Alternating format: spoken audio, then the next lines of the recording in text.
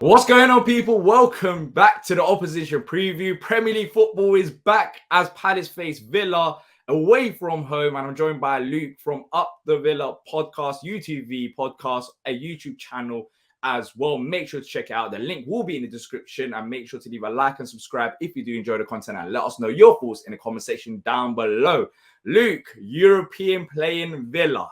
They are back in the not the biggest competition. It's not Champions League, but maybe someday you'll get that as well. But you have to start somewhere, right? So as a fan going into the season, how the season started, how are you feeling that Villa, they're playing European games, winning them, but not maybe as good in the Premier League? You mentioned before we started one or two results and style of play hasn't been a problem. But how would you summarize it overall going into an international break? How was you feeling? Happy that we were going into an international break. I felt like we needed it. Sometimes you don't want you guys don't want an international break because you're absolutely flying. We sort of coming off the back of a disappointing result against Liverpool, sort of needed it just to regroup, recover, and just get back on track, basically. So hopefully it's come at a good time. As Villa fans going into the season, we were buzzing, qualified for Europe. And we've just started okay. We've played 4 games, won 2, lost 2, sitting 10th in the table. And we just need to kick on now after this international break, really. So what is it then? Because last year, Villa, you're not bad side right now. You've had, 2 results against Newcastle and maybe Liverpool, and they are good sides that you've struggled against. But it's interesting because, as you said, when you need an international break, when you're looking forward to an international break, it means that something is missing. Is it just more than results? Because I thought you signed some good players as well, but I think a few of them got injured very early on to the start of the season. Yeah. So before the season even started, we lost Buendia sort of 3 days before the Newcastle game.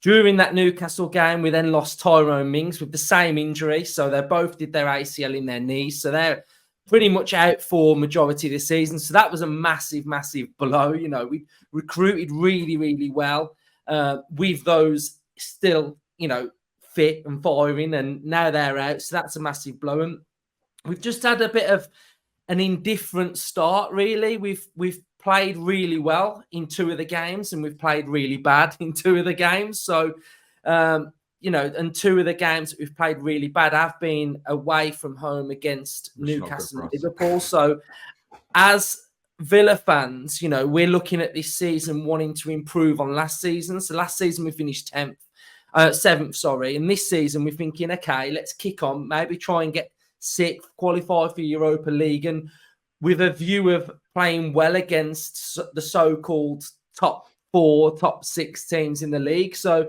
that has been a bit of a blow, but I think at home we're okay. We're going for a record against you guys. We're going for 9 Premier League wins in a row, which is our record. So hopefully we can get it. But that shows that at home we're actually playing quite well. We blew Everton apart, but I think for me, watching us, we've got this style at home, how we are quite expansive. We sort of invert players in defence and then they go into midfield, and we're quite free-flowing and exciting at home. And I just think away from home, we're a little bit too open and we're just trying to be too expressive. And I just think we need to just rein in a little bit. Last season, our away form was really, really good, and we were winning games by the odd goal, and we were just sort of sitting in, being quite resolute. The shape was good, and we just sort of on the counter, just nick goals and score goals. And I just think we need to just get back to that away from home. So I think we've got a really good manager, and I think getting into this break, hopefully we'll give him enough time to sort of just have a look at things and look at the last 4 games and figure out, what we need to improve on, really. Well, luckily for you, you're playing at home against Palace, so you shouldn't have that problem. But you mentioned playing that expansive style of football at home. But in terms of, weaknesses to this Villa side, what would you say they are? Because as you said, you do play a style of football away from home, which, teams don't tend to do unless you're, the top clubs like Cities, and the Arsenal. I'm not saying Villa isn't, but I don't think Villa's on the same level as those clubs. So what is it that catches Villa off guard? Because I've watched a few games, and that high line that Villa have is I knew you were going to say that. Away from home, because that's been interesting. It's been the main talking point. Yeah, to be fair, it is a high line, and that is one thing that's been catching us out. It's catching us out in pre-season, and he sort of wants us to like territorially dominate games. So he wants us to like push up, sort of like camping in your half, basically. So that's one area where we're having a little bit of a mare at the minute. And I think it's our defence at times as well, because depending on the opposition, we'll either have our left back tucking in, or we'll have our right back tucking in, and vice versa. The one on the opposite side will go into midfield. So there's potentially space in and around those areas. But I think losing Tyrone Mings, and we've got a new defender, Pau Torres, and Carlos is now injured, and Consa will have to go into defence. And so the defence at the minute hasn't really got a solid partnership. And I look at your defence, and you've got Anderson and Gay that, you know, are playing really, really well at the minute, and are really good defenders. And I really rate them on the ball as well. So, you know, not having that sort of partnership, I think at times leaves us a little bit chaotic at times, and that's when you probably are watching us, and you're watching Liverpool pumping balls over, and it all looks a bit messy. So I think that's probably our downfall at the minute, is probably our defence, whereas years gone by it's been pretty solid. So I think that ball over the top, I think hopefully that's going to get reined in a little bit. But you know, there's more to it than that. Against Liverpool, you'd got Watkins and Diaby weren't pressing Trent and their defenders, so that was leaving us isolated in midfield. So it was a bit of a mess, the Liverpool game. So I think it was all a bit of a problem. So you know, you've got players that can sort of run in behind as well. So I know if Hodgson's been watching us, which I imagine he has, he's probably thinking, right, get Ayew, get Eze running in behind and stuff like that. So so hopefully it's a different type of Villa that we're probably going to see on Saturday. So when you mentioned Roy Hodgson, we'll talk about players in just a second. What have you made of Palace under Roy Hodgson so far? You said that, you know, the partnership, that's been impressive. We spoke as well off the recording, talking in a bit about Villa and Palace. Have you been impressed with our start so far? What do you really expect from this Palace side?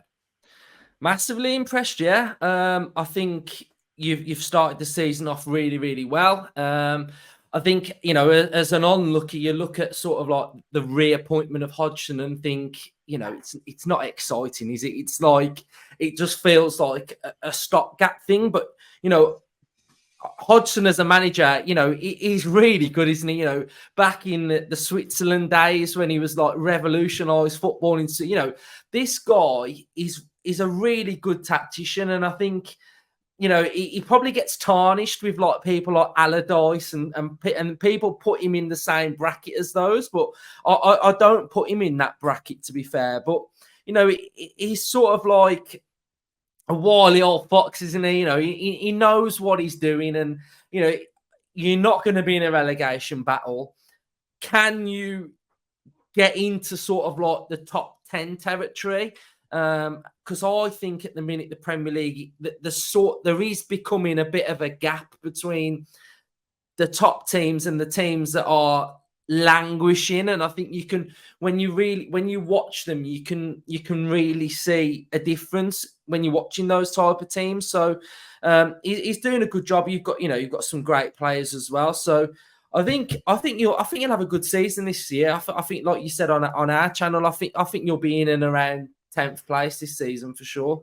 Yeah. Well, that's the aim anyways. We'll see. But you made an interesting point. I think the Premier League this year, well, it's been like this for a while, but you look at the teams and there's no easy games, really. No. Like, maybe you might think Luton, with all due respect, could be one of those easy opponents.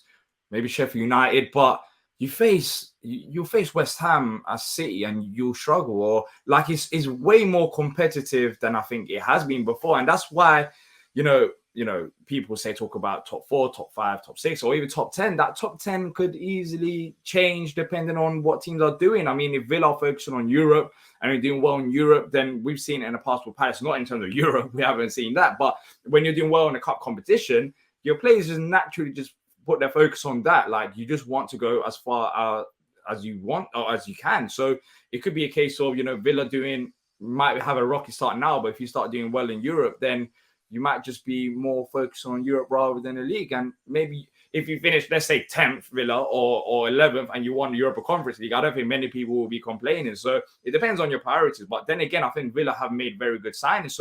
So far this season, you mentioned, that the start hasn't been ideal, but what players have stood out? I mean, the main one is Diaby. He's he's like next. When you watch a footballer and his touch is just really good. He's Quality. Finishing.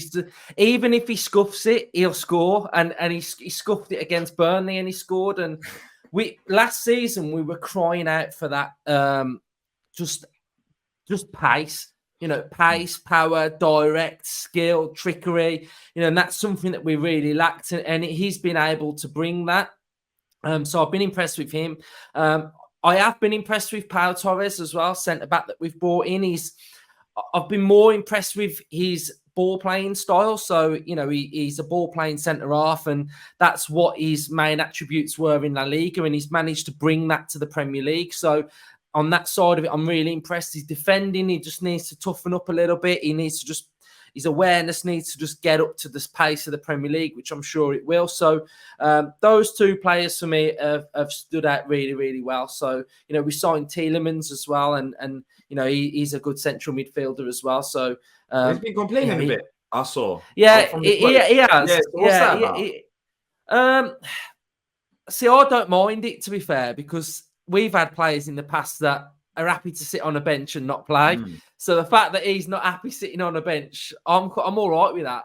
But he just wants to play. I think he's been told that he's coming into Villa to play. And you've got Luis and Kamara who are in our double pivot at the minute, and he's finding it difficult to dislodge both of them. But, like you said, with the Europe games, and there are plenty of games that he's going to be able to play in. So I think he's just got to just bide his time, and his chance will come.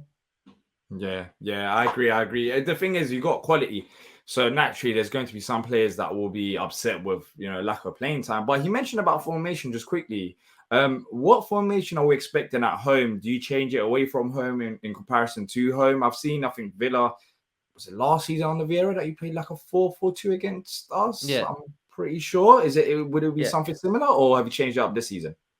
Yeah, so in essence, on paper, it looks like a 4-4-2. So we press with a 4-4-2. So when you've got the ball, it will be a 4-4-2. But we then fall into some mad vibe of our left back or right back will go into midfield. So then it'll become sort of like a 3-2-4-1 or whatever. Yeah. So it becomes something similar to that. And then if you've got the ball and we're sort of defending in like a mid-block, he'll have two wingers that will tuck in next to the fullbacks, and then it'll become like a 6. So he's quite adaptable in his style on how he plays. And the main focus and the main vibe of Villa at the minute is to get this fullback into midfield. So we'll have 3 defenders that are sort of just sitting, and then the fullback will try and go into midfield as well. So, yeah, it's quite adaptable. We've got like a box midfield as well, which is on trend at the minute in the Premier League. So we do adopt that as well. And then in the 4-4-2, it's not 2 wingers out wide. It could be sort of like Cash or McGinn, or it might be Bailey and McGinn. So, it's not sort of like your generic 4-4-2 that just sort of has 2 wingers hybrid. Basically. Yeah. It's just been remixed basically, the formations. Yeah. We're just seeing new formations getting invented every other week. But it's exciting. It is exciting. We'll see how Palace try to stop that, because we have struggled in the past with Villa. We don't really get that. Well, I can't remember last time we beat you at home. As I said, I think it was like Dwight Gale scoring the winner. Maybe that was back in like 2013, 2014. So yeah, it's been a while, but we are due a result. But let's talk about score predictions. How do you see this one going, Luke? as you mentioned, you haven't had the greatest starts to the season. Maybe you would have expected a bit better in terms of performances, but at home, I guess you're expecting to beat Palace. Yeah, I am, but I do think it's going to be a difficult game. Like we said earlier, every Premier League game poses a different threat, basically. And yours is that you're coming in full of confidence. You're going to have players that are buzzing that have just maybe played their first England game. So, you're coming in with confidence and you're going to want to come in and put your stamp on that game. So I think it'll be quite tight. If I'm going to back Villa to win, but I'd go like a 2-1 Villa win. But yeah, it's going to be. I think it's going to be a tight game. Yeah, I can see something like that as well. In all honesty, I think Villa, they'll just have the quality. I think it'll be a massive struggle. But going into this game, I'll be over the moon with a point. I think a point away from home at Villa Park, that'll be great in terms of what we're trying to do. It's not an easy game to go to. If you just want this away game to be done and dusted, and you want to face Villa at home. So yeah, it'll be different. Difficult game for us. Probably it'll be on par with the likes of Brentford, I expect. How they played at home and we struggled in the first half. So I think the most important key thing coming into this game is we can't concede an early goal.